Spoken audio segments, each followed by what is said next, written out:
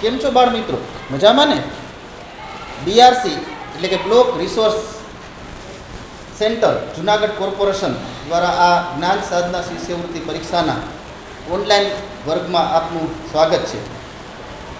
આજે આપણે જોશું કે જે સૌથી અગત્યનો પોઈન્ટ કે જેને આપણે કહીએ છીએ કે મેટ એટલે કે મેન્ટલ એબિલિટી ટેસ્ટ અથવા તો જેને આપણે કહીએ છીએ રિઝનિંગ અને કહીએ છીએ તાર્કિક પ્રશ્નો. તો સ્પર્ધાત્મક પરીક્ષા માટે સૌથી અગત્યની બાબત એવા રિઝનિંગના જે પ્રશ્નો છે, મેટના પ્રશ્નો છે, તાર્કિક પ્રશ્નો, એની આજે આપણે ચર્ચા કરવાના છીએ. તો સૌથી અગત્યની બાબત એ છે કે જ્યારે આ પ્રશ્નો પરીક્ષામાં આવે ત્યારે નિયત સમય મર્યાદામાં આપણે એને સરળતાથી સોલ્વ કરી શકીએ અને સાચો જવાબ મેળવી શકીએ એ માટે સૌથી અગત્યની બાબત એ છે કે એનો કોન્સેપ્ટ સમજવો, એની ટ્રીક સમજવી અને એની વારંવાર પ્રેક્ટિસ કરી અને આપણે એનો ઉકેલ મેળવવો એ સૌથી અગત્યની બાબત હોય છે. તો આજે આવા આપણે કેટલાક જે પ્રકરણો છે, અગત્યના પ્રકરણો છે રિઝનિંગમાં, એવા પ્રકરણો છે એનો આપણે અભ્યાસ કરવાનો છે. તો ચાલો સૌપ્રથમ આપણે જોઈએ તો કે જે દરેક પરીક્ષામાં જ્ઞાન સાધના પરીક્ષા હોય કે જ્ઞાન સેતુ હોય કે એનએમએમએસ હોય કે આવી જે કંઈ પ્રાથમિક શિષ્યવૃત્તિ પરીક્ષા હોય તો જેમાં સૌથી અગત્યના પ્રશ્નો જે પૂછાય છે તો કે ભાઈ જે ચેપ્ટરનું નામ છે તો કે ભાઈ હરોળમાં સ્થાન, હરોળ આપ્યું હોય અને તમને ક્રમ પૂછે છે, ક્રમ આપ્યો હોય તમને કુલ સંખ્યા પૂછે છે. આવા જે પ્રશ્નો છે એને આપણે હરોળમાં સ્થાન કહીએ છીએ. તો હરોળમાં સ્થાનને લગતા પ્રશ્નો છે એની આપણે ચર્ચા કરીએ. તો અહીં એક પ્રશ્ન છે. તો પ્રશ્ન છે કે એક લાઇનમાં પાર્થનો ક્રમ જમણેથી 17મો અને ડાબેથી 24 છે. તો લાઇનમાં કુલ વિદ્યાર્થીઓ કેટલા હશે? આ પ્રકારનો જ્યારે પ્રશ્ન આવે છે ત્યારે અગત્યની બાબત એ છે કે અહીં ક્રમ નથી પૂછ્યો, ક્રમ આપ્યો છે ને કુલ સંખ્યા પૂછી છે. એટલે પહેલી વસ્તુ આપણે એ જોવાની છે કે ક્રમ આપ્યો છે ને કુલ શોધવાની છે કે કુલ આપ્યા છે ને ક્રમ શોધવાની છે. તો અહીંયા આપણે ક્રમ આપ્યો છે અને આપણે કુલ વિદ્યાર્થીઓ છે એ કેટલા હશે એની સંખ્યા શોધવાની છે.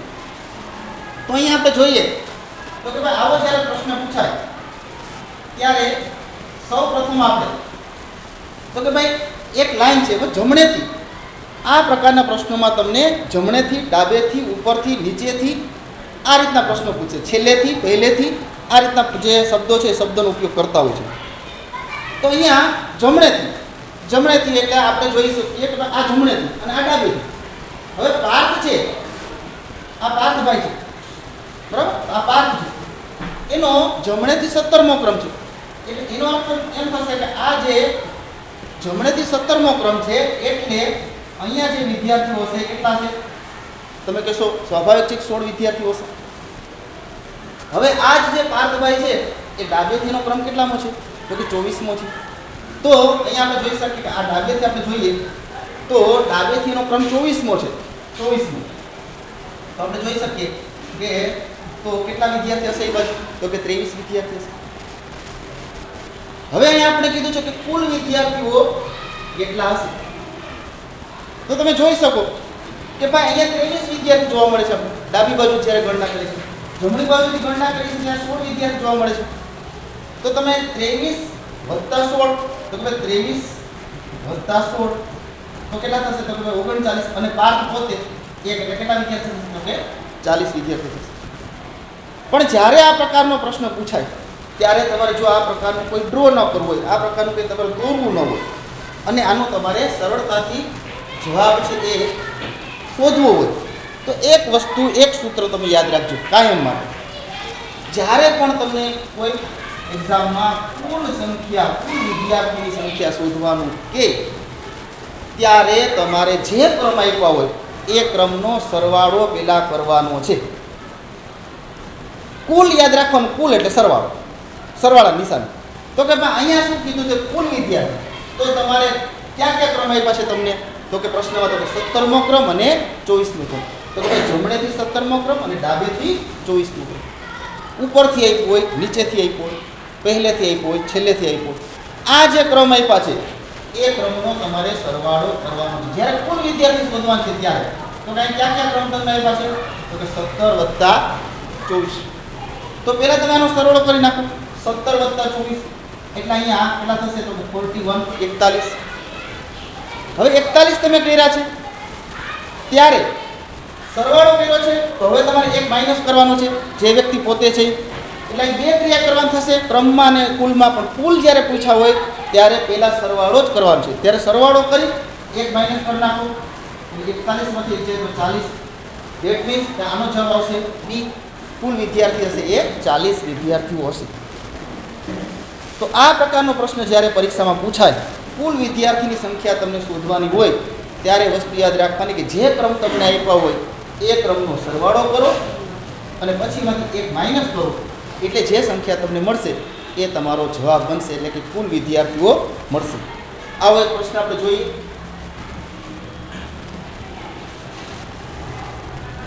નેક્સ્ટ પ્રશ્ન આપણે જોઈએ. અહીંયા એક પ્રશ્ન છે કે એક હરોળમાં કોઈ પણ બાજુથી શરૂ કરવામાં આવે તેમાં નિરાલીનો ક્રમ 11મો હોય તો હરોળમાં કેટલી વ્યક્તિઓ હશે? હવે તમને ખ્યાલ પડી ગયો કે કેટલી વ્યક્તિઓ હશે. એનો મતલબ એમ કે કુલ વ્યક્તિની વાત કરવામાં આવી છે, કુલ વ્યક્તિઓ પૂછવામાં આવી. તો પહેલી જ વસ્તુ યાદ રાખવાની છે આપણે કે જ્યારે કેટલી વ્યક્તિઓ કે કુલ વ્યક્તિઓ કે ત્યારે સૌપ્રથમ જે તમને ક્રમ આપ્યા હોય એ ક્રમનો સરવાળો કરવાનો છે.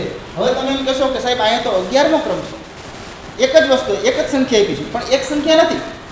બંને બાજુથી નિરાલીનો ક્રમ કેટલામો છે તો કે 11મો છે.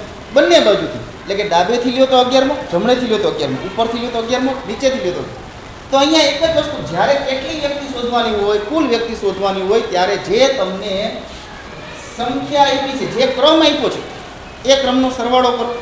એટલે કે અહીંયા 11 જમણેથી અને 11 ડાબેથી આ બંનેનો સરવાળો કરો તો 11 + 11 એટલે કે 22 થશે. 22 થયા પછી એક માઇનસ કરવાનું ભૂલવાનું નથી. અહીંયા એક માઇનસ કરવાનું છે તો 22 માંથી એક જાય કેટલા થશે તો કે 21. બરાબર. તો અહીંયા જે જવાબ બનશે કુલ વિદ્યાર્થી, કુલ વ્યક્તિઓ કેટલી વ્યક્તિઓ હશે કુલ તો કે 21 વ્યક્તિઓ હશે. તો અહીંયા આપણો જવાબ બનશે સી. 21 છે એ જવાબ આવશે 21 વ્યક્તિઓ. તો આ એક હરોળમાં સ્થાનની પહેલી પેટર્ન થઈ કે જ્યારે તમને કોઈ ક્રમ આપ્યો હોય ડાબેથી જમણેથી ઉપરથી નીચેથી બંને બાજુથી આવા શબ્દો તમને ઉલટસુલટ કરે છે, ફેરવે છે પરીક્ષામાં, ત્યારે એક જ વસ્તુ યાદ રાખવાની કુલ વ્યક્તિ કે કુલ સંખ્યા કે કુલ વિદ્યાર્થી કે ત્યારે સૌથી પહેલાં શું કરવાનું છે તો કે પ્લસ કરવાનું. પ્લસ કરી નાખો એટલે તમને તરત જ યાદ રહેશે. છેલ્લે માઇનસ કરવાનું, પહેલાં પ્લસ કરવાનું છે. પ્લસ કોનું કરવાનું છે તો જે ક્રમ આપ્યો છે. અહીં બંને બાજુથી 11મો ક્રમ હતો તો 11 + 11 કરો, 22 જવાબ આવ્યો. 22 માંથી એક બાદ કરો એટલે 21 જવાબ આવ્યો. તો કુલ કેટલી વ્યક્તિઓ હશે તો કે હરોળમાં કુલ 21 વ્યક્તિઓ હશે. તો આ રીતે સેકન્ડોમાં આપણે આ પ્રશ્ન છે એ પ્રશ્ન આપણે એનો ઉકેલ લઈ આવી શકીએ એમ છીએ. એટલે હરોળમાં સ્થાનના આ બે ઉદાહરણ આપણે જોયા તો આપણને સમજાય કે કુલ વ્યક્તિની જ્યારે વાત કરવામાં આવે ત્યારે આપણે સૌ પ્રથમ પ્લસ કરવાનો છે ક્રમ અને એક માઇનસ કરવાનો છે. એટલે આ પ્રકારના પ્રશ્નો હરોળમાં સ્થાનના જ્યારે સહેલા પ્રશ્નો પૂછાય છે ત્યારે આ પ્રકારના પ્રશ્નો પૂછાતા હોય છે. નેક્સ્ટ પ્રશ્ન આપણે જોઈએ. અરુણાનો ક્રમ 46 વિદ્યાર્થીઓના વર્ગમાં 12મો છે તો છેલ્લેથી અરુણાનો ક્રમ કયો હશે? બદલાઈ ગયો છે, પ્રશ્ન બદલાઈ ગયો. તો પ્રશ્ન કયો બદલાણો તો પહેલાં જ મેં તમને વાત કરી હતી હરોળમાં સ્થાનમાં બે પ્રકારના પ્રશ્નો, એક કુલ વ્યક્તિ પૂછે અથવા કુલ આપ્યા હોય અને તમને ક્રમ પૂછે. એક ક્રમ આપ્યો બીજો ક્રમ પૂછે, ડાબો આપ્યો જમણો પૂછે, જમણો આપ્યો ડાબો પૂછે, ઉપરનો આપ્યો નીચેનો પૂછે, પહેલો આપ્યો છેલ્લો પૂછે, છેલ્લો આપ્યો તો પહેલો પૂછે. આ પ્રકારના જ્યારે પ્રશ્ન પૂછાતા હોય છે પરીક્ષામાં ત્યારે આપણે ખાસ જોવાનું છે કે અહીંયા તમને કુલ વ્યક્તિ આપી દીધા છે, કુલ વ્યક્તિ આપ્યા છે, કુલ વ્યક્તિ આપણને આપ્યા છે 46 વિદ્યાર્થી. કુલ વ્યક્તિ આપણને આપી દે 46 વિદ્યાર્થી. એમાં અરુણાનો જે ક્રમ છે વર્ગમાં, અરુણાનો ક્રમ કેટલામો છે તો કે 12મો છે. શરૂઆતથી 12મો ક્રમ આપ્યો છે તો છેલ્લેથી અરુણાનો ક્રમ કેટલામો છે? હવે જ્યારે આપણે આ પ્રકારની પ્રશ્ન પૂછાય ત્યારે આપણે શું કરીએ તો કે સ્વાભાવિક છે આપણે ડ્રો કરીએ કે ભાઈ દોરી આપણે કે ચાલો આ એ એટલે અરુણા છે.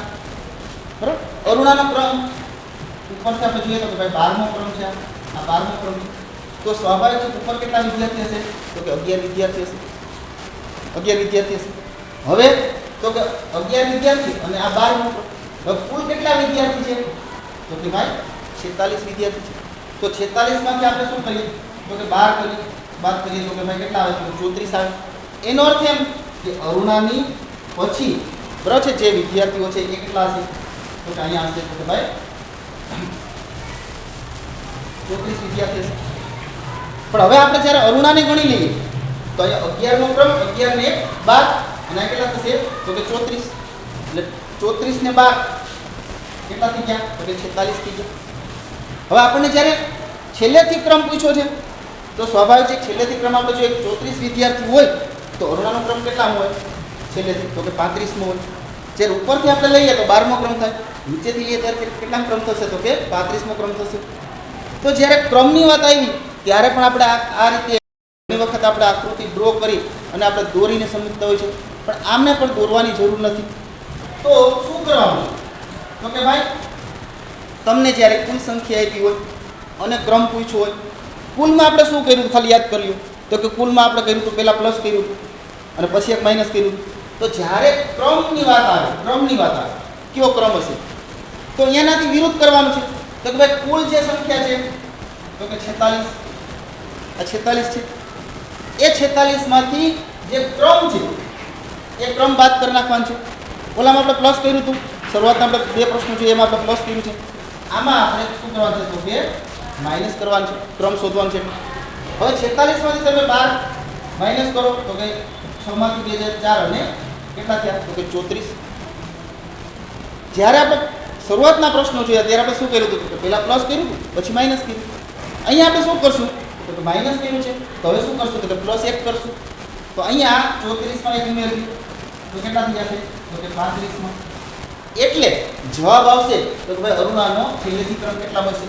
તો કે 35મો ક્રમ હશે. તો જ્યારે ક્રમનો પ્રશ્ન પૂછે ત્યારે કુલ સંખ્યામાંથી જે ક્રમ તમને આપ્યો, ડાબી બાજુનો, જમણી બાજુનો, ઉપરનો, નીચેનો, એ ક્રમ તમે બાદ કરી નાખો અને એ ક્રમ બાદ કરી અને તમે એમાં એક વિદ્યાર્થી ઉમેરી દો, એટલે તમને ક્રમ જે જવાબમાં માંગ્યો છે એ ક્રમ તમને જવાબ છે એ મળી જાય છે. તો હરોળમાં સ્થાનના આ પ્રકારના પ્રશ્નો પૂછાતા હોય છે. ઘણીવાર તમને કુલ સંખ્યા પૂછે છે અને ઘણી વખત તમને કુલ સંખ્યા આપી હોય છે અને ક્રમ તમને પૂછતા હોય છે. તો આનો જવાબ આ રીતે આપણે મેળવી શકીએ છીએ.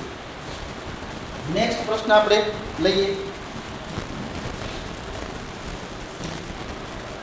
હવે અહીંયા નેક્સ્ટ પ્રશ્ન તમે જો તો કે ભાઈ 39 વિદ્યાર્થીઓના વર્ગમાં રવિનો ક્રમ સુમિત કરતા 7 ક્રમ આગળ છે.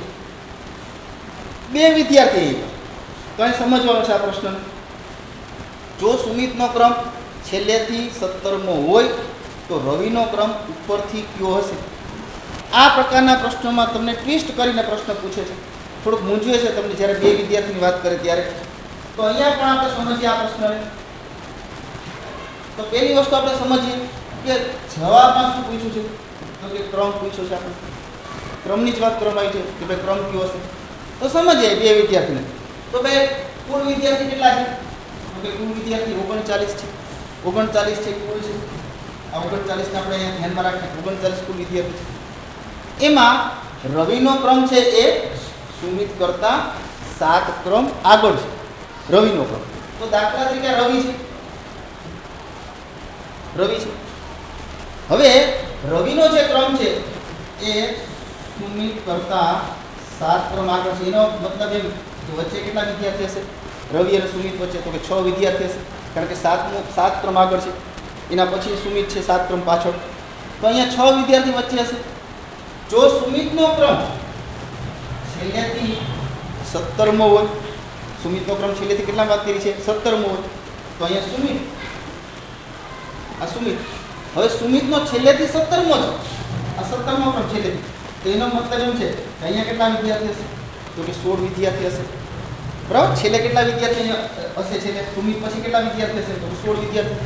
સુમિતનો ક્રમ છેલ્લેથી કેટલામો છે? તો કે 17મો છે. પછી વચ્ચે કેટલા વિદ્યાર્થી છે? તો કે 6 વિદ્યાર્થી છે. પછી કોણ છે? તો કે રવિ છે. હવે આપણને શું પૂછ્યું કે તો રવિનો ક્રમ ઉપરથી કયો હશે? આ ઉપરથી કયો ક્રમ હશે? રવિનો. આ આપણે શોધવાનું છે. હવે આવો જ્યારે પ્રશ્ન પૂછે ત્યારે આ રીતે આપણે ડ્રો કરી લઈએ તો પણ આપણે ખ્યાલ પડશે. હવે આપણે જોઈએ કે કુલ કેટલા વિદ્યાર્થી છે? તો કે 39. આ 39 માંથી આ 16 વિદ્યાર્થી અહીંયા આવી ગયા. સુમિત તો કે 17મો વિદ્યાર્થી. વચ્ચે 6 વિદ્યાર્થી, તો કે ભાઈ 17 ને 6 તો કે 23, 23 ને રવિ કેટલો તો કે 24. તો 24 ની જે સંખ્યા છે, 24 ની સંખ્યા એ આપણને નજરે દેખાય છે કે 16 ને સુમિત 17, 17 ને 6 23, 23 ને 24. હવે 24 બાદ કરીએ તો કેટલા વધશે તો કે 15. તો અહીંયા મતલબ એ થશે કે રવિની ઉપર કેટલા વિદ્યાર્થી હશે? કેટલા વિદ્યાર્થી બચ્યા તો કે ભાઈ 15 વિદ્યાર્થી બચ્યા. તો અહીંયા આપણે 15 લખીએ, આ 15. હવે જો 15 વિદ્યાર્થી રવિની ઉપર હોય તો રવિનો ક્રમ ઉપરથી કેટલામાં હશે? તો તમે તરત કહેશો કે સાહેબ 15 વિદ્યાર્થી ઉપર હોય તો રવિનો ક્રમ કેટલામાં હશે? તો 16મો ક્રમ હશે. સ્વાભાવિક છે. તો અહીંયા જે રવિનો ક્રમ કેટલામાં હશે ઉપરથી આપણે વિચારીએ તો કે 16મો ક્રમ. એટલે જે જવાબ આવશે એ જવાબ કયો આવશે તો કે 16મો ક્રમ આવશે. રવિનો ઉપરથી ક્રમ કયો હશે તો કે 16મો.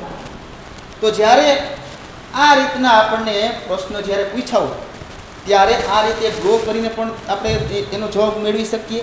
એ સિવાય તો કે ભાઈ હમણાં જ આપણે વાત કરી જ્યારે ક્રમની વાત કરી હોય, ક્રમની, ત્યારે તમારે શું કરવાનું છે તો કે બાદબાકી કરવાની છે. તો પહેલાં બાદબાકી કરવાની છે કુલમાંથી. તો કે ભાઈ અહીંયા આપણે જોઈ લઈએ કુલ કેટલા હતા તો કે 39 વિદ્યાર્થી હતા. તમને ક્યાં ક્યાં ક્રમ બતાવ્યા છે, ક્યાં ક્યાં ક્રમ આપ્યા છે તો કે એક 7 ક્રમ અને એક 17મો ક્રમ. 7 અને 17 બે ક્રમ ભેગા કરશું તો 17 ને 7 કેટલા થશે તો 24 થશે. આ 24 થશે. 24 બાદ કરી નાખો તો કે ભાઈ 5 અને 1 15 થશે. હવે અહીંયા માઇનસ કરીએ, અહીંયા આપણે પ્લસ કરશું 15 ને કેટલા થશે તો કે ભાઈ 16 થશે. એ જવાબ કયો આવશે તો 16મો ક્રમ આવશે. તો આ રીતે પણ આનો જવાબ છે એ આપણે મેળવી શકીએ. એટલે જ્યારે પરીક્ષામાં આ રીતના પ્રશ્નો પૂછાય ત્યારે તમે આ રીતે ડ્રો કરી દોરી અને પણ તમે સમજી શકો છો, અથવા તો તમે શોર્ટકટ રીતથી પણ તમે આનો જવાબ છે એ તમે મેળવી શકો છો. પછીનો આપણે પ્રશ્ન લઈએ તો કે વિદ્યાર્થીની લાઈનમાં શિલ્પાનું સ્થાન બરાબર મધ્યમાં છે. ઘણી વખત છેલ્લા પ્રશ્ન પૂછે છે, ખાસ કરીને જ્ઞાન સેતુ, જ્ઞાન સાધનાની પરીક્ષામાં આપણે જોઈએ છે ગયા વર્ષના પેપરો કે જેમાં આ પ્રકારના પ્રશ્નો પૂછાણા હતા, છેલ્લા પ્રશ્નો પૂછાણા હતા. તો આપણે જોઈ શકીએ કે ભાઈ શિલ્પાનું સ્થાન છે એ બરાબર મધ્યમાં છે. હવે મધ્યમાં જ્યારે પ્રશ્ન આવે, શબ્દ આવે ત્યારે એક સંકલ્પના સ્પષ્ટ હોવી જોઈએ કે મધ્યમાં તો જ આવે જો એકી સંખ્યામાં વિદ્યાર્થીઓ હોય તો જ એ બરાબર મધ્યમાં આવે. એટલે અહીંયા આપણે ધારો કે શિલ્પાને લઈએ, આ શિલ્પા એસ, શિલ્પા બરાબર મધ્યમાં છે. હા મધ્યમાં છે તો બરાબર જમણી બાજુ ડાબી બાજુ સરખા જ વિદ્યાર્થી હોય, સરખા જ તો જ એને મધ્યમાં કહેવાય. વચમાં કહીએ આપણે સામાન્ય ભાષામાં વચમાં કહીએ. તો અહીંયા શિલ્પાનું સ્થાન બરાબર મધ્યમાં છે. આગળથી 5મા ક્રમ છે, અને આપણે આગળ લઈએ તો આગળથી 5મા ક્રમે છે શિલ્પા, આ 5મો ક્રમ. તો અહીંયા કેટલા વિદ્યાર્થી છે તમે કહેશો કે સાહેબ 4 વિદ્યાર્થી હશે. તો લાઈનમાં પાછળ કેટલા વિદ્યાર્થી છે? હમણાં જ આપણે વાત કરી કે મધ્યમાં એનો અર્થ કે આગળ સરખા હોય, પાછળ સરખા હોય, જમણે સરખા હોય, ડાબે સરખા હોય, ઉપર સરખા હોય, નીચે સરખા હોય. તો અહીંયા 4 વિદ્યાર્થી છે તો સ્વાભાવિક છે તમે તરત કહેશો તો અહીંયા પણ કેટલા વિદ્યાર્થી હોય? 4 વિદ્યાર્થી. એકદમ ઈઝી પ્રશ્ન, સહેલો પ્રશ્ન પૂછે છે, પણ આ મધ્યનો ખ્યાલ તમને હોવો જોઈએ સ્પષ્ટ કે મધ્ય હોય ત્યારે એકી સંખ્યામાં ટોટલ હોય અને બંને બાજુ સરખા જ હોય છે. તો અહીંયા જવાબ આવશે 1. તો કે ભાઈ કેટલા વિદ્યાર્થી હશે તો કે ભાઈ પાછળ કેટલા, છેલ્લે કેટલા વિદ્યાર્થી વિભાય છે તો કે 4 વિદ્યાર્થી વિભાય છે. તો આ પ્રકારના જે સહેલા પ્રશ્નો છે એ સહેલા પ્રશ્નો પણ ઘણી વખત પરીક્ષામાં પૂછતા હોય છે. એટલે એવા પ્રશ્નો આપણે એ જોવા જોઈએ. પછી આપણે જોઈએ તો કે ભાઈ છોકરાઓની એક હરોળમાં રમણનો ક્રમ જમણી બાજુથી 12મો અને ડાબી બાજુથી 4થો છે. જો હરોળમાં 28 વિદ્યાર્થી ઊભા રાખવા કેટલા વિદ્યાર્થીઓ ઉમેરવા પડે? જે આપણે શીખી ગયા છે બરાબર એનું જ આપણે એપ્લિકેશન ઉપયોજન કરવાનું હોય છે. તો અહીંયા કુલ કેટલા વિદ્યાર્થી છે તો કે ભાઈ કુલ 28 વિદ્યાર્થી છે. આ 28 વિદ્યાર્થી છે કુલ 28. હવે અહીં આપણે જોઈએ કે જમણી બાજુથી 12મો ક્રમ છે રમણનો. તો આ રમણ છે, આ રમણ છે, કેટલામો ક્રમ છે? 12મો ક્રમ છે. તો એનો મતલબ એમ થશે જમણી બાજુ કેટલા વિદ્યાર્થી છે? 11 વિદ્યાર્થી છે. તો જ એનો 12મો ક્રમ હોય. હવે આપણને કીધું ડાબી બાજુથી 4થો ક્રમ છે. આ ડાબી બાજુ આપણે લઈએ, ડાબી બાજુ. હવે ડાબી બાજુ જ્યારે આપણે 4થો ક્રમ લઈએ તો સ્વાભાવિક છે કે અહીં કેટલા વિદ્યાર્થી છે તો કે 3 વિદ્યાર્થી છે, 4થો ક્રમ છે. તો હવે અહીં આપણે જોઈએ કે કુલ વિદ્યાર્થી કેટલા છે તો કે ભાઈ 11 જમણી બાજુ, રમણ પોતે એટલે કે 11 ને 1 12, 12 ને 3, 12 ને 3 કેટલા થશે તો કે 15. હવે 15 થશે તો અહીંયા જે 28 વિદ્યાર્થી છે, 28 એ 28 માંથી 15 વિદ્યાર્થી આપણને દેખાય છે, હાજર છે. તો 28 માંથી 15 જાય તો સ્વાભાવિક છે કેટલા વિદ્યાર્થી રહેશે તો કે 13. તો આ જે પ્રશ્ન પૂછ્યો છે એમાં તમને પૂછ્યું હતું કે કેટલા વિદ્યાર્થી ઉમેરવા પડશે, ઉમેરવા. તો કે ભાઈ 28 વિદ્યાર્થીમાંથી 15 વિદ્યાર્થી તો આપણી સામે જ છે, દેખાય છે. તો કેટલા વિદ્યાર્થી ઉમેરવા પડશે? તો કે 13 વિદ્યાર્થી ઉમેરવા પડશે. બરાબર? એટલે એકદમ સહેલો પ્રશ્ન છે, પણ આ પ્રશ્નને આ રીતે આપણે સમજવાનો હોય છે. તો આ એક વાત થઈ. નેક્સ્ટ પ્રશ્ન આપણે લઈએ. 23 છોકરીઓ એકબીજાની પાછળ ઊભી છે. સીતા હરોળની શરૂઆતથી ચોથા સ્થાને છે. દીપાલીનું સ્થાન સીતાથી 7 સ્થાન પાછળ છે. તો દીપાલી છેડેથી કેટલામે નંબરે છે? આ પ્રકારના પ્રશ્નો તમને વધારે પૂછતા હોય છે પરીક્ષામાં. ક્રમના પ્રશ્નો જ્યારે બે વિદ્યાર્થીની વાત કરવામાં આવતી, સરખામણી કરવામાં આવતી હોય. તો અહીંયા પહેલી વસ્તુ આપણે જોઈ લઈએ કે કુલ કેટલી વિદ્યાર્થી છે, કુલ કેટલી છોકરીઓ છે? તો કે 23 છોકરીઓ છે. આ 23 છોકરીઓ છે. હવે સીતા હરોળની શરૂઆતથી ચોથા સ્થાને છે, એનો અર્થ એમ કે અહીંયા શરૂઆતમાં 3 છોકરીઓ છે. અહીંયા સીતાનું સ્થાન છે. બરાબર? હવે આપણે જોઈએ તો કે દીપાલીનું સ્થાન છે એ સીતાથી 7 સ્થાન પાછળ છે. તો અહીંયા દીપાલીનું સ્થાન છે, આ દીપાલીનું સ્થાન છે જે 7 સ્થાન પાછળ છે. એનો અર્થ એમ કે વચ્ચે કેટલી છોકરીઓ? તો કે 6 છોકરીઓ છે, 7 સ્થાન પાછળ. તો દીપાલી છેડેથી કેટલામાં નંબરે છે? હવે અહીંયા આપણે કેટલા વિદ્યાર્થી, કેટલી છોકરીઓ બાકી જોઈએ? તો કે ભાઈ કુલ 23 વિદ્યાર્થી છે, 23 છોકરીઓ છે. એમાંથી 3 છોકરીઓ ઉપરથી છે. પછી કોણ છે? તો સીતા છે, 3 ને 1 4. 4 ને પછી કેટલી છોકરીઓ છે? તો 4 ને 6 10. 10 ને પછી કોણ છે? તો દીપાલી. દીપાલી એટલે 11મો ક્રમ. તો અહીંયા 11 છોકરીઓ જે છે, 11 છોકરીઓ આપણી સામે છે. તો અહીંયા કેટલી છોકરીઓ છે? તો કે 12. અહીંયા છેલ્લે કેટલી છોકરીઓ ઉભેલી છે? તો કે 12 છોકરીઓ ઉભી છે. હવે આપણે નીચેથી વિચારીએ તો ભાઈ નીચેથી દીપાલીનું સ્થાન કેટલામાં? તો કે 12 છોકરીઓ તો છે જ. તો દીપાલીનો વારો કેટલામાં આવશે? 12 ને 1 13. એટલે સ્વાભાવિક દીપાલીનો ક્રમ કેટલામાં થશે? તો કે 13મો ક્રમ થશે. એટલે દીપાલી છેલ્લેથી કેટલા નંબર આવશે? તો કે 13મા ક્રમાંકે આવશે. તો આ રીતે હરોળમાં બે વિદ્યાર્થીને જ્યારે પૂછે ત્યારે તમારે એની સરખામણી કરતી વખતે ખાસ ધ્યાન રાખવાનું. ચોથો ક્રમ કહે તો ઉપર 3 વિદ્યાર્થી છે, 7 સ્થાન પાછળ કહે તો વચ્ચે 6 વિદ્યાર્થીઓ છે. બરાબર? એટલે આ રીતે ડ્રો કરવાથી તમે ઉપરથી નીચેથી પ્રશ્નોનો જે જવાબ છે એ જવાબ તમે મેળવી શકો છો.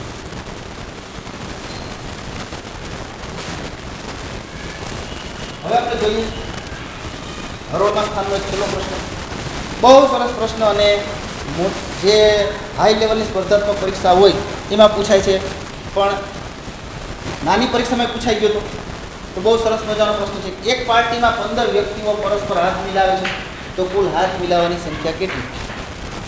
આ પ્રશ્નનો મારે પણ ઉકેલ મેળવતી વખતે કેટલું બધું પ્રેક્ટિકલ કરવું પડ્યું. અહીંયા હાથ મિલાવવાની સંખ્યા કીધી છે, કુલ હાથની વાત નથી કરતા. હવે આપણે સ્વાભાવિક રીતે બે વ્યક્તિ હાથ મિલાવે તો આપણે શું કરીએ? આમ હાથ મિલાવીએ તો બે વ્યક્તિ હાથ મિલાવે એટલે હાથ મિલાવવાની ક્રિયા છે, પ્રોસેસ છે એ એક જ વખત થશે. હાથ બે આવ્યા પણ પ્રોસેસ કેટલી થશે? એક. એટલે અહીંયા આપણને હાથ મિલાવવાની સંખ્યા પૂછી છે, હાથની સંખ્યા નથી પૂછી કુલ. યાદ રાખજો બધા. તો અહીંયા જ્યારે પ્રશ્ન આપણને પૂછ્યો છે હાથ મિલાવે, કુલ હાથ મિલાવવાની સંખ્યા કેટલી? હવે તો કે જો બે વ્યક્તિ હાથ મિલાવે તો હાથ મિલાવવાની સંખ્યા એક જ. હવે 3 વ્યક્તિ હાથ મિલાવે તો 3 વ્યક્તિ. આ 1 2 અને 3 વ્યક્તિ હાથ મિલાવે તો આ ભાઈ આને હાથ મિલાવે એક વખત હાથ મિલાવે, આ ભાઈ આને હાથ મિલાવે બીજી વખત હાથ મિલાવે, આ ભાઈ આને હાથ મિલાવે. તો હાથ મિલાવવાની પ્રક્રિયા તો કે જ્યારે 3 વ્યક્તિ હતા ત્યારે હાથ મિલાવવાની પ્રક્રિયા કેટલી થઈ એ આપણે સમજવું જોઈએ. બરાબર? તો અહીંયા એક હાથ મિલાવવાની પ્રક્રિયા થઈ 2 મિનિટ, અહીંયા બીજી થઈ, અહીંયા ત્રીજી. તો હાથ મિલાવવાની પ્રક્રિયા કેટલી થઈ? તો કે 3 વ્યક્તિ હતા તો 4 વ્યક્તિ હોય, 4 વ્યક્તિ હાથ મિલાવવાની પ્રક્રિયા કેટલી સમજીએ આપણે. તો 4 વ્યક્તિ હોય, આ વ્યક્તિ આને હાથ મિલાવે એક, આ વ્યક્તિ છે આને હાથ મિલાવે બે, આ વ્યક્તિ છે આને પાછો હાથ મિલાવે 3. લીભાઈનો હાથ મિલાવવાની પ્રક્રિયા પૂરી થઈ. હવે કોણ બાકી રહ્યું? તો કે ભાઈ આ ભાઈનો હાથ છે, આ ભાઈ આને મિલાવશે એક, આ ભાઈ પાછો કોને મિલાવશે? તો આને મિલાવશે એટલે એક, આને તો મિલાવી લીધું. હવે કોનો વારો? તો આ ભાઈ આની સાથે મિલાવી લે, આની સાથે મિલાવી લે, આની સાથે મિલાવશે એટલે કેટલી વખત આવશે? એક. તો અહીંયા 4 વ્યક્તિ જ્યારે હાથ મિલાવે છે, 4 વ્યક્તિ ત્યારે હાથ મિલાવવાની સંખ્યા કેટલી થશે? તો ભાઈ 6 થશે હાથ મિલાવવાની સંખ્યા. એટલે અહીંયા ખાસ ધ્યાન રાખવાનું કે જ્યારે હાથ મિલાવવાની સંખ્યા કીધું હોય ત્યારે તમારે જેટલા વ્યક્તિઓ તમને આપ્યા હોય છે, દાખલા તરીકે 4 વ્યક્તિ આપ્યા, 4 વ્યક્તિ, તો 4 વ્યક્તિ આપ્યા, 4 ની નીચેની સંખ્યા કઈ? તરત નીચેની સંખ્યા કઈ? તો કે 3. તો 4 ની તરત નીચેની સંખ્યા 3 છે. 4 થી 12 હવે હાથ મિલાવવાની સંખ્યા કેટલી છે એટલે એને 2 થી ભાંગી નાખો. તો 12 ને 2 થી ભાંગી નાખો એટલે જવાબ આવશે 6. એટલે જ્યારે 4 વ્યક્તિને હાથ મિલાવવાની સંખ્યા કીધું હોય ત્યારે 6 જવાબ આવશે. બસ આ જ પેટર્નથી આ વધારે સંખ્યામાં તમને જ્યારે વ્યક્તિઓ કીધા હોય ત્યારે આપણે આ રીતે આપણે ડ્રો કરવું શક્ય નથી. ત્યારે સીધી આની શોર્ટકટ જે ટૂંકી રીત છે એ ટૂંકી રીત એ જ થશે કે શું કરવાનું. તો તમે કેટલા વિદ્યાર્થી તમને કેટલા વ્યક્તિ આવી? 15 વ્યક્તિ. તો કે 15 લોકો. 15 પછી તરત નીચેની સંખ્યા કઈ? તો કે 14 છે. તો તમે 15 ગુણ્યા 14 કરી નાખો. 15 ગુણ્યા 14 કરી નાખો. 15 ના 150, 15 ચોકુ 60. બરાબર? એટલે 210 થશે. આપણે આ રીતે લખીએ છીએ. એટલે કેટલા થશે? તો 210. 210 છે કુલ હાથ થશે. અહીંયા હાથ મિલાવવાની સંખ્યા કેટલી? 2 થી ભાંગી નાખો. તો આને 2 થી ડિવાઈડ કરી નાખો, અડધા કરી નાખો. તો 2 થી ડિવાઈડ કરી નાખો. 210 ને 2 થી ભાંગી નાખો તો અડધા ભાગ કરી નાખો તો 105. તો અહીંયા જવાબ આવશે તો કે 105. એટલે 15 વ્યક્તિઓ જ્યારે પરસ્પર એકબીજા હાથ મિલાવતા હોય ત્યારે 105 વખત હાથ મિલાવવાની પ્રક્રિયા થશે. એટલે જવાબ અહીંયા આવશે તો કે 105 આવશે. બહુ સરસ મજાનો પ્રશ્ન અગાઉ પૂછાયેલો છે, પણ હવે જો પૂછાઈ જાય તો યાદ રાખજો આપણા માટે એ એક 5 સેકન્ડનું કામ બનશે અને માર્ક સીધે ને આવી જશે. તો જ્યારે પણ આ રીતે હાથ મિલાવવાની વાત આવી હોય ત્યારે આપણે આ રીતની ગણતરી કરશું. તો મિત્રો આજે આપણે આ એક ચેપ્ટર શીખ્યા હરોળમાં સ્થાન. મને આશા છે કે તમને આમાં દર્શાવેલી જે શોર્ટકટ જે ટ્રીક છે, રીતો છે, એ રીતો તમને આવડી ગઈ છે, સમજાઈ ગઈ છે. પણ આના માટે એક વસ્તુ કે તમે સતત વધારે આ પ્રકારના જે પ્રશ્નો છે એની પ્રેક્ટિસ કરજો તો તમે વધારે સરળતાથી આ પ્રશ્નો સોલ્વ કરી શકશો. અસ્તુ. જય હિન્દ.